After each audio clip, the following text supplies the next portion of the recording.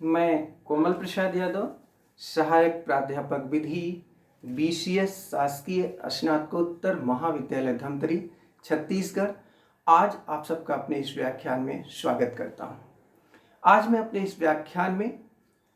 पर्यावरण विधि के अंतर्गत वन्य जीव संरक्षण अधिनियम 1972 के अध्याय 3 पर प्रकाश डालूंगा। इस अधिनियम के अध्याय 3 में वन्य प्राणियों का आखेट करने के विषय में बताया गया है।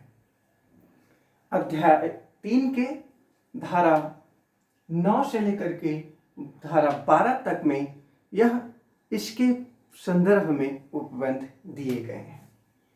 तो मैं सर्वप्रथम आप सबको धारा 9 पर प्रकाश डालूंगा, जिसमें ये बताया गया है कि शिकार का प्रतिषेध किया गया है। कोई भी व्यक्ति अनुसूची 1, 2, 3, 4 में विनिर्दिष्ट किसी वन्य प्राणी का शिकार नहीं करेगा। मतलब कि इस अधिनियम के अनुसूची 1, 2, 3 और 4 में दिए गए विनिर्दिष्ट किसी वन्य प्राणियों का शिकार नहीं करेगा, सिवाय धारा 11 और धारा 12 में जारी किए गए अनुज्ञा पत्र के। मतलब धारा 11 और 12 में जो प्रावधान किया गया है, यदि इन प्रावधानों के अधीन उस व्यक्ति को आखेट करने की अनुज्ञा या अनुज्ञा पत्र जारी किया गया है, तो वह शिकार कर सकता है। आइए आपको मैं अब धारा 11 के अंतर्गत कुछ परिस्थितियों में वन्य प्राणियों के आखेट की अनुज्ञा, मतलब धारा 11 के अंतर्गत ये बताया गया है कि कुछ परिस्थितियों में वन्य प्राणियों के आखेट की अनुज्ञा दी जा सकती है। इसके अंतर्गत 3 उपबंध किए गए हैं, 3 उपधाराएं हैं। उपधारा 1 में कहा गया है कि तत्समय प्रवृत्त किसी अन्य विधि में किसी बात के होते हुए भी और इस अधिनियम के अध्याय 4 के उपबंधों के अधीन रहते हुए मुख्य वन्य जीव संरक्षक क्या करेगा? खंड का में कहा गया है कि मुख्य वन्य जीव संरक्षक अनुसूची 1 में विनिर्दिष्ट किसी वन्य प्राणी का जो मानव जीवन के लिए खतरनाक हो गया हो या निःशक्त या रोगी है, जो अब ठीक नहीं हो सकता है, यदि उसे यह समाधान हो जाए तो वह कारण लिखित करते हुए आदेश दे सकेगा या देगा। किस बात की? ऐसे वन्य प्राणी जो कि अनुसूची 1 में बताया गया है और वह मानव जीवन के लिए खतरनाक हो गया है या निःशक्त या बीमार हो गया है, जो अब ठीक नहीं हो सकता है, ऐसे वन्य प्राणी के आखेट की अनुमति दे सकता है, मारने की अनुमति दे सकता है या दे सकेगा, ऐसा आदेश दे सकेगा या देगा। इसके अंतर्गत एक परंतु बताया गया है कि मुख्य ऐसे वन्य जीव का, वन्य प्राणी को तब तक मारने का आदेश नहीं दिया जाएगा जब तक कि यदि मारने का आदेश नहीं दिया जाएगा यदि उस वन्य प्राणी को प्रशांत किया जा सकता है, स्थानांतरित किया जा सकता है या उसे स्थानांतरित किया जा सकता है। मतलब यदि ऐसे वन्य प्राणी को जो मानव जीवन के लिए खतरनाक है, वह उसे यदि पकड़ा जा सकता है, प्रशांत किया जा सकता है या स्थानांतरित किया जा सकता है, तो उसे मारने का आदेश नहीं दिया जाएगा। और यदि इन्हें प्रशांत नहीं किया जा सकता है, स्थानांतरित नहीं किया जा सकता है या पकड़ा नहीं जा सकता है, तो ऐसे वन्य प्राणी के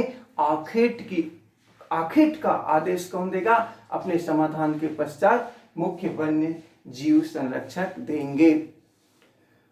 इसके अंतर्गत बताया गया है किसी वन्य प्राणियों को पकड़ने, स्पष्टीकरण दिया गया है कि किसी वन्य प्राणियों के पकड़ने, स्थानांतरित करने या प्रशांत करने में क्या किया जाएगा कि प्रशांत करने में, स्थानांतरित करने में उतनी ही प्रतिघात की जाएगी, उतनी ही आघात किया जाएगा जो न्यूनतम हो, मतलब जो कम से कम हो। आघात जो किया जाएगा इस स्पष्टीकरण में बताया गया है कि वह न्यूनतम होना चाहिए। उपधारा खंड खा के अंतर्गत बताया गया है कि यदि मुख्य वन्य जीव संरक्षक या किसी प्राधिकृत अधिकारी को यह समाधान हो जाता है कि अनुसूची 2, 3 व 4 के अंतर्गत विनिर्दिष्ट कोई वन्य प्राणी जो है वह मानव जीवन के लिए या संपत्ति के लिए खतरनाक हो गया है, तो वह अपने समाधान के पश्चात ऐसे वन्य प्राणी के और वह निःशक्त या रोगी हो गया है जो अब ठीक नहीं हो सकता है, ऐसे खतरनाक या निःशक्त या रोगी वन्य प्राणी के शिकार की या आखेट की अनुज्ञा देगा या दे सकेगा। धारा 11 के उपधारा 2 में बताया गया है कि अपनी या किसी अन्य व्यक्ति की प्रतिरक्षा में, कोई व्यक्ति अपनी या किसी अन्य व्यक्ति की प्रतिरक्षा में ऐसे किसी वन्य प्राणी को सद्भाव पूर्वक मार सकता है या घायल कर सकता है, और यदि ऐसा करता है तो वह अपराध नहीं होगा। मतलब अपनी या किसी अन्य व्यक्ति की प्रतिरक्षा की दशा में ऐसे किसी विनिर्दिष्ट वन्य प्राणी को क्या किया जा सकता है, सद्भाव पूर्वक मारा जा सकता है या घायल किया जा सकता है। धारा 11 के उपधारा 3 में बताया गया है कि ऐसा प्रतिरक्षा में मारा गया या घायल जो वन्य प्राणी है वह सरकार की संपत्ति मानी जाएगी। तो धारा 11 के अंतर्गत उन परिस्थितियों के बारे में बताया गया है जिनके अंतर्गत वन्य प्राणियों के आखेट की अनुज्ञा मुख्य वन्य जीव संरक्षक द्वारा अपने लिखित आदेश और कारण अभिकथित करते हुए किया जाता है तथा अपने समाधान के पश्चात ही ऐसा आदेश या अनुज्ञा जारी कर सकता है मुख्य वन्य जीव संरक्षक। अब मैं आप सबको बताऊंगा धारा 12 के अंतर्गत विशेष प्रयोजनों के लिए अनुज्ञा पत्र देना। धारा 12 में बताया गया है कि कुछ विशेष प्रयोजनों के लिए अनुज्ञा पत्र दिया जा सकता है। इस अधिनियम के अधीन या किसी अन्य बात के होते हुए भी मुख्य वन्य जीव संरक्षक क्या करेगा कि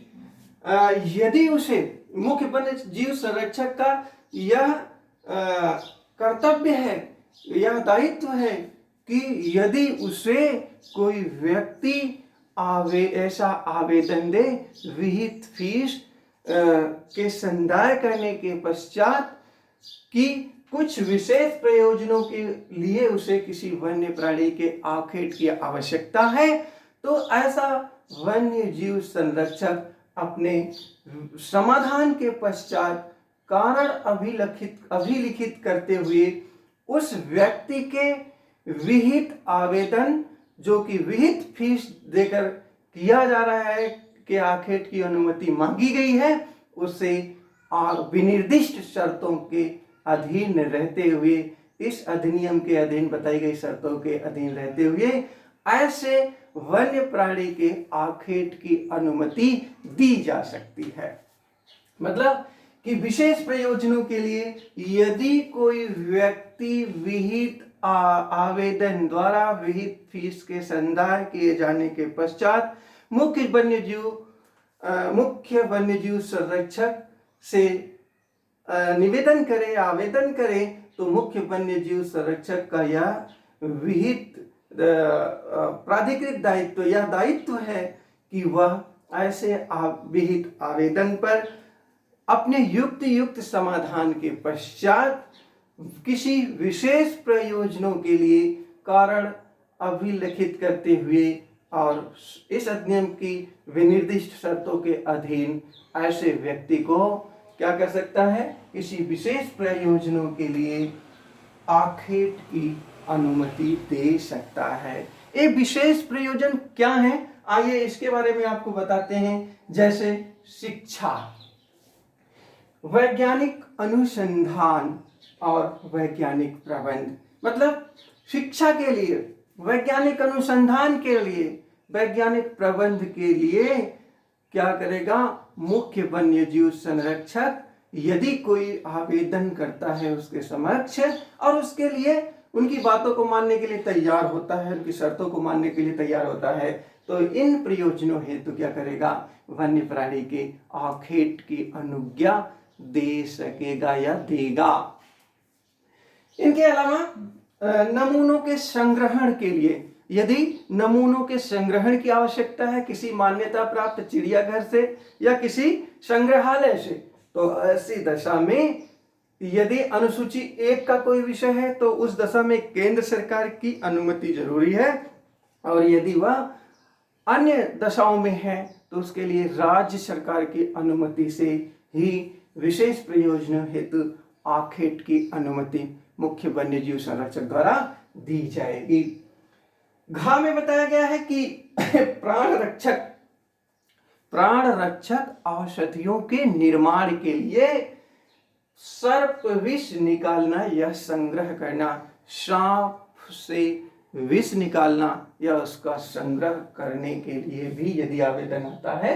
तो उसके लिए मुख्य वन्यजीव संरक्षक अनुज्ञा पत्र दे सकता है। तो इस अधिनियम की धारा 12 में विशेष प्रयोजनों के लिए अनुज्ञा पत्र देने की बात की गई है। यदि मुख्य वन्यजीव संरक्षक के पास कोई विहित आवेदन विहित फीस के देकर करता है तो मुख्य वन्यजीव संरक्षक अपने समाधान के पश्चात इस अधिनियम के अधीन विनिर्दिष्ट शर्तों के अधीन क्या करेगा, उस व्यक्ति को विशेष प्रयोजनों हेतु जिनमें शिक्षा, वैज्ञानिक अनुसंधान, वैज्ञानिक प्रबंध, नमूनों का संग्रहण, प्राण रक्षक औषधियों के निर्माण हेतु विष का निकालना या संग्रह करना शामिल है, इन प्रयोजनों हेतु अनुज्ञा जारी कर सकता है या अनुज्ञा पत्र देगा उस व्यक्ति को जिसने की ऐसा अनुज्ञा मांगी है। आप सबको मैंने आज अध्याय 3 पर विस्तार से उन उपबंधों के बारे में जो वन्य प्राणियों के आखेट करने हेतु दिए गए हैं उस पर प्रकाश डालने का प्रयास किया है। मुझे उम्मीद है यह व्याख्यान आप सबके लिए उपयोगी सिद्ध होगा। आप सबको बहुत बहुत धन्यवाद।